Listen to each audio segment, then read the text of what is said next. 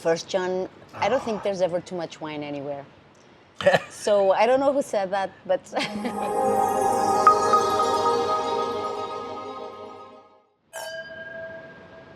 so Yes, salute. So, when in Portugal, I've been told, and there's an abundance of wine. Actually, we learned in a presentation yesterday, there's actually too much wine now in Portugal. So we were asked to drink as much as we can to help out the crisis, the wine crisis here in Portugal. Ines, Director of Tourism for the Portuguese Tourist Board in Canada. Thank you very much for having us along here. And now I'm gonna, because I've been holding this for too long. So, oh yeah, salute. that's First John, I don't think there's ever too much wine anywhere. So I don't know who said that, but I think they're wrong. They're Too mistaken. much wine is not a thing. So, But yes. So this event is, so we're in the Algarve, and we flew into to Lisbon, but obviously there's the airport here as well, which is easy access for Canadians coming over. We flew into Lisbon. The transfer down was like 2 hours and 30 minutes, but it was fast and convenient. It wasn't, the highways are great. And you're here this week with the tourists, with your colleagues in the Algarve, with American agents. You've got in total, all in, it's over 200 people, I think, attending. Well, the total event is more than 200, Yeah. but we have the Canadian and American guests, which is a total of 110. And we also have around 120 representatives from Portuguese companies. Buyers, yeah. And we are combining both buyers and sellers in trying to show what Portugal has to offer for them. Yeah. Thank you so much for coming. It's Yeah, a pleasure thank you. to share a glass of Portuguese wine with you here in Algarve. Yeah. It really is. Yeah, it is. It And is, I must say. I really feel that we are getting, inspired by. Well, the group is getting inspired because, I mean, last night we had an incredible event over at the Real Hotel, and what a spectacular property that is. And I have to say, this is my first time in the Algarve, and I'm shocked. That you were not here before. Yeah, no, I know why I haven't been here before, but just the quality of the food, the people, the local community, the price of, and I'm not kidding, the price of the wine, like great wines in local stores for 5-6 euros a bottle. Today we visited a spectacular golf facility as well. So there's just so much. There's so much to offer here, and you've done a great job since your arrival in Canada. And Thank you so much. Everybody knows that. But it seems like Canadians, they've known Portugal about Portugal for many years. But how are you proposing to just get over to that next level with arrivals from Canada? There's always a next level, but from Canada, I think we have something to offer that it's unique. The sun, 300 days of sunshine per year. You can actually just stay here and soak the sun. Mm-hmm. The gastronomy, the food and the wine are really amazing. We Portuguese, we spend a lot of time at the table, sharing a meal, exchanging ideas, having conversations. This is how we like to relate. So there's a lot to offer also there. The golf that you tried. Yes. And you can golf here in Algarve and actually in all of Portugal all year round. Yep. So it's not difficult to golf in the winter. The weather is good. Mm-hmm. And so this is how we're bringing Portugal and Algarve to the next level. There's also something that you mentioned, which is the connections. Yeah. The connections are great right now. You have TAP, you have Air Canada and Air Transat. They are all flying to mainland Portugal, and also SATA, the Azores Airlines. And Air Transat is actually flying directly to Faro. So it's very easy from Toronto or Montreal just to get here. So Transat is Wednesday, Fridays, right? Into Faro here? Yes. Twice a week. Twice a week, Wednesday, Yes. Wednesday, Sunday, right? Yeah. Air Canada has got announced their flight starting into Porto. This is a new thing. Yeah. They're flying from Montreal to Porto starting next summer, Yeah. but they are already flying to Lisbon. And TAP has more than one daily flight from Toronto and Montreal to Lisbon. So And you've got several Canadian sort of niche tour operators here that are. Is there any of them that you want to draw attention to or call? There's so many of them. I don't want to get in trouble because if you miss one or two. But I have to say that I'm really proud of our guest list. I'm really happy with all the ones that accepted our invitation to come. We have 40 representatives from tour operators and Canadian travel agents, and they've been just amazing and spectacular, and they are really willing to enjoy whatever we have to offer, and I'm very proud of our guest list. And a lot of the vacation travel here is long stay through the winter months.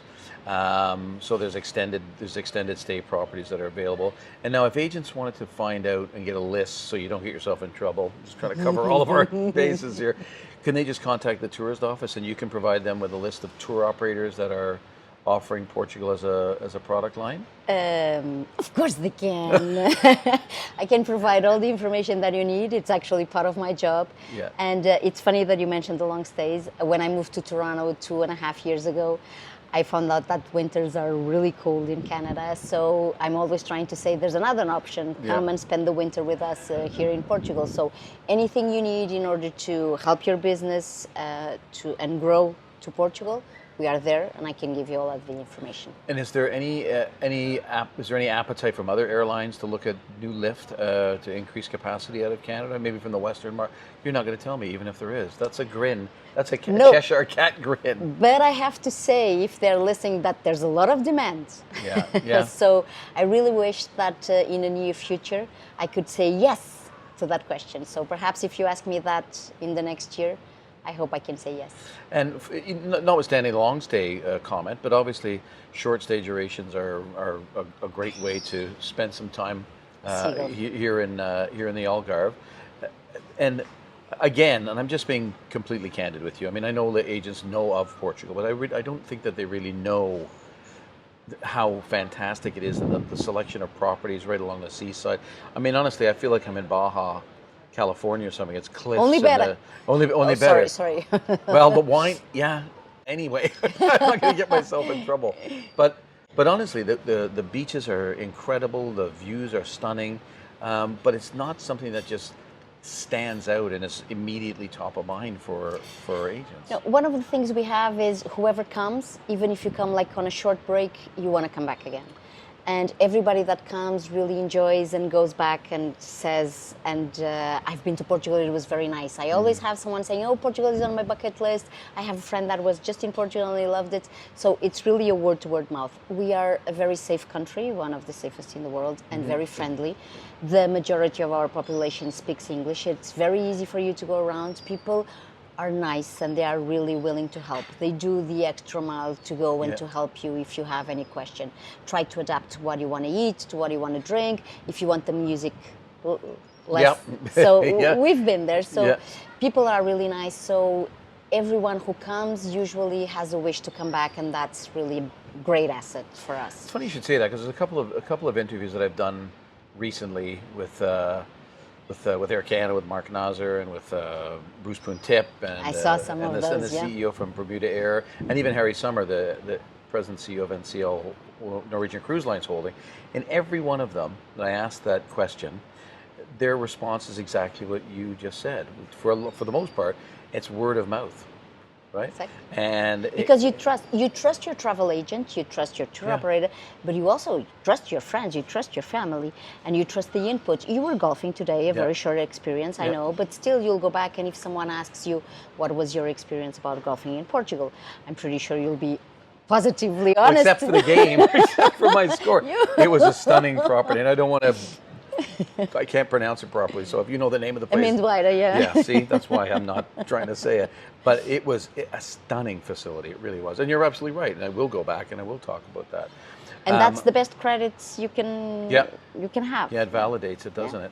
So is there any plans for any large scale or even small scale FAMs for agents to come over and experience? There's always plans for those, and this is why it's something you can contact me, and it's something we can discuss, because we always like to welcome everyone, and this is the reason why we do this event here in Portugal, because we want to invite people to come to see for themselves, to taste, to smell, to try, to experience, you know, to get to know, how do I go from point A to B, how do I go from Algarve to Porto to Lisbon, get to know the distance and understand the country and taste it. It's so much different than just watching a PowerPoint or a webinar. So fam trips, it's always an option. So just contact me.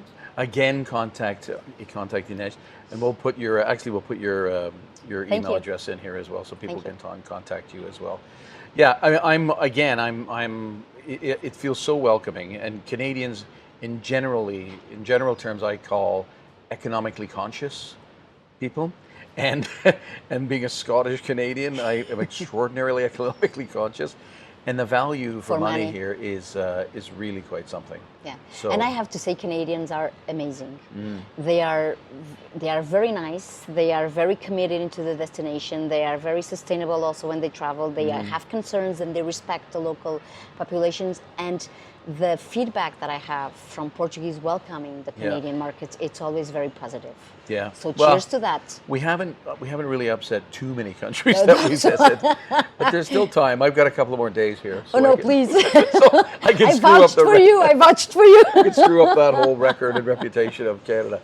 But you know, it's, I guess, from my perspective, crime seems to be non-existent. Even if you're renting a car, driving around, It's easy. It's very And easy. safe, yeah. The highways are great. Yeah. Public transport, the buses seem to be running on an ongoing basis, regular On basis. schedule, and Yeah. clean and safe, and the railway is also very good. And north to south, actually, the distance, we're a country full of diversity. The north is very different from the south, but it's actually short distance.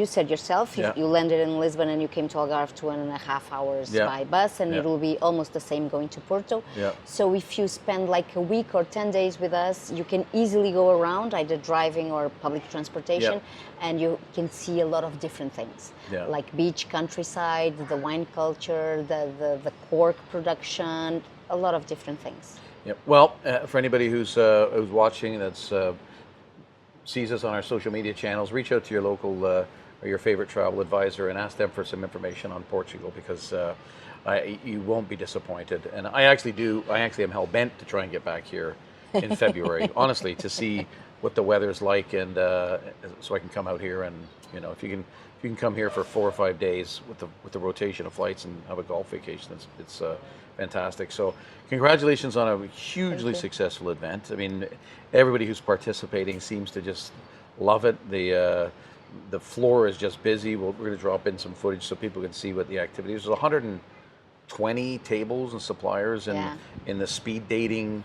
meetings that are going on. They're in 10, 12-minute intervals. So, and it's exhausting, and everybody's so committed. You see, they keep pushing, and that's why I got away amazing.